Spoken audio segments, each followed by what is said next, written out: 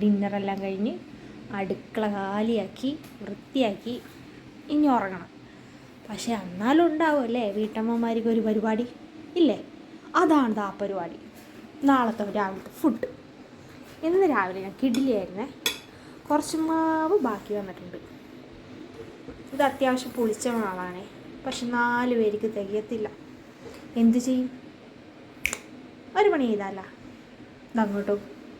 ഇവനാണ് നമ്മുടെ താരം, നമ്മുടെ ഗോതമ്പൊടി അല്ലേ? നാട്ടിലെല്ലാവർക്കും ഒരു സംശയം, എനിക്കും ഉണ്ടായിരുന്ന സംശയം, ഗോതമ്പൊടി എങ്ങനത്തെയാണ് ഇവിടുത്തെ, നമ്മുടെ നാട്ടിൽ കിട്ടുന്ന പോലെയാണ്, കവർ എങ്ങനെയാണ്, എല്ലാം നമ്മുടെ നാട്ടിലെ പോലെയൊക്കെ തന്നെ ഉണ്ടോ? എല്ലാം ഡിഫറൻസ് എന്ന് വെച്ചിട്ടുണ്ടെങ്കിൽ ഇവിടെ എല്ലാവരും 5 കിലോ വെച്ചൊക്കെ എടുക്കുന്നത്. ഇത് നമുക്ക് അതിലേക്ക് മിക്സ് ചെയ്യാം.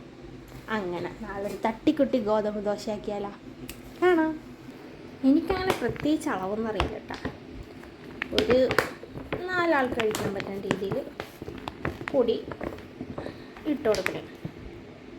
4 പേർക്ക് അത്യാവശ്യം എടുത്ത പൊടിയിലേക്ക് വെള്ളം നല്ലോണം ചേർത്ത്, നല്ലോണം വെച്ചാൽ ഇതൊരു ക്രീമി ടെക്സ്ചറാണൊരു ചേർത്ത് കൊടുക്കാം. ഇനിയാണ് മോനെ താരം, ഇവനാണ് താരം. നല്ലോണം ഇളക്കി കൊടുക്കണം. അങ്ങനെ ഗോതമ്പ് ദോശയുടെ ബാറ്ററും സെറ്റായിട്ടുണ്ട്.